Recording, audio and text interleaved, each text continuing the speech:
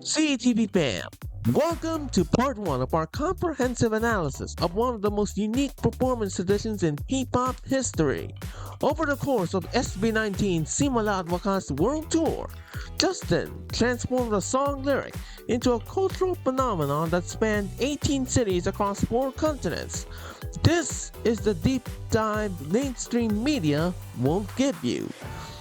To understand the Pamalo tradition, you need to go back to SB19's song Dunka. In the track, there's a powerful line, Palo, Palo, referencing discipline, a concept deeply rooted in Filipino culture. During live performances, Justin took this lyrical moment and created something unprecedented. He began bringing physical objects representing discipline to playfully strike Ken during the song. This wasn't just fan service. This was cultural anthropology in action. In this 3-part series, we're decoding all 18 Pamalo moments with the cultural, linguistic, and symbolic context you deserve.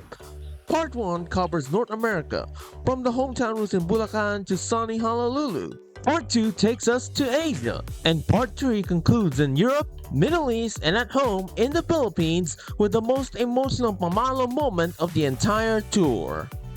Let's begin where it all started. May 31, 2025, Philippine Arena, Bulacan. Where it all started. Justin didn't bring a prop. He used his bare hands.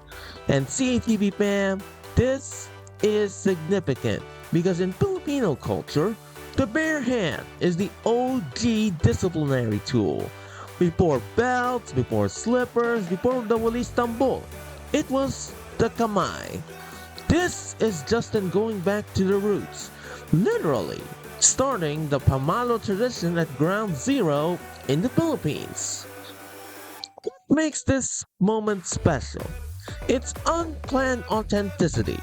Justin wasn't thinking this will become a world tour tradition. He was just being playful with 18. But that spontaneity, that's what made it iconic. The bare hand represents Filipino disciplined culture without props, without performance, just pure connection. San Francisco brings the belt. And this is where Justin adapts to Western culture. In Filipino households, the cinturon is legendary, but in American culture, especially among Filipino Americans and other immigrant communities, the belt represents that generational bridge. Your parents brought disciplined traditions from home to America. What's brilliant here? Justin's acknowledging the diaspora experience. Filipino Americans in the crowd grew up with parents who used the belt, because they were cruel, but because they were raising kids in a new culture while holding on to home traditions. The belt is that cultural in-between space. Los Angeles, home to over 500,000 Filipino Americans. Justin brings out the hanger. And if you grew up Filipino anywhere in the world, you know exactly what this means. The hanger occupies a specific place in Filipino discipline culture. It's what comes out when verbal warnings and chinelas aren't enough. But here's the thing, most Filipino kids never actually got hit with it. The threat of the hanger was enough. Just seeing it appear meant you needed to straighten up immediately. What's the LA crowd's reaction? That's not just laughter, that's recognition. That's collective memory. Every Filipino American 18 in that venue just flashed back to their childhood, seeing their mom or lola reach for that hanger. What makes Justin's choice brilliant here is the context. LA has one of the largest Filipino populations outside the Philippines. He's not explaining Filipino culture to outsiders. He's celebrating shared experience with the diaspora. It's an inside joke that says, we're from the same world. We understand each other without words. This is cultural affirmation. Justin's telling the Filipino Americans, your experience matters. Your childhood memories are valid. SB19 sees you. That's how you honor a community, not by explaining them to others, but by celebrating them with each other. Toronto gets the Walis Tambo, the traditional Filipino sock broom. CTV fam, this is peak cultural accuracy. The Walis Tambo isn't just any broom. It's made from tiger grass. It's used for sweeping Filipino homes. And it's the most iconic pamalo in Filipino discipline culture. Why Toronto? Canada has a massive Filipino population, over 800,000 Filipino Canadians. Justin's bringing them a piece of home. The Walis Tambo doesn't exist in Canadian culture, but every Filipino in that room knows the sound it makes, the way it bends, the way your nanay would chase you with it. This is cultural homesickness relief through comedy. Calgary brings something unexpected. The sandok, the rice ladle. Now CTV fam, if you're confused, let me explain. The sandok is a kitchen weapon of choice in Filipino households because it's always within reach. Your mom's cooking, you misbehave. She doesn't have to go to find a Walis Tambo. The sandok is right there. But here's the deeper layer. The sandok represents the kitchen as the heart of Filipino family life. Discipline doesn't happen in isolation. It happens in the space where food is prepared, where family gathers, where love is shown through cooking. The sandok is both punishment and care in one object. Calgary's Filipino community gets this immediately. It's not random, it's intimate cultural knowledge.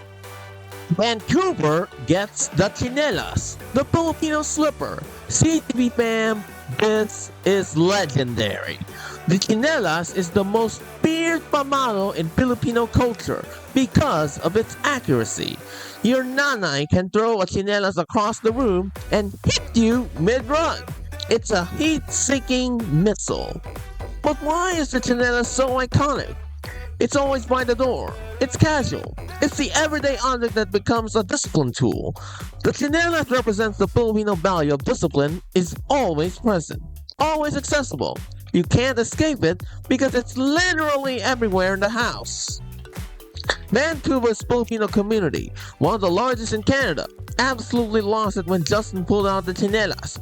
That's cultural recognition at its finest. Temecula, California brings the wooden board, the tabla or pamalo paddle. This is old school Filipino discipline. The tabla is deliberate. It's a household item or purpose. It's specifically made for discipline. It represents the era when Filipino parents took child rearing seriously with dedicated tools. What's significant here? Temecula has a growing Filipino-American community, many of whom are second or third generation. The tabla is a callback to their grandparents' generation, the lolo and lola who brought these traditions from the Philippines. Justin's honoring generational memory. This isn't just comedy, it's a genealogical aspect. Honolulu brings something unique, the back scratcher. Now CTV fam, this is where Justin shows his playful side.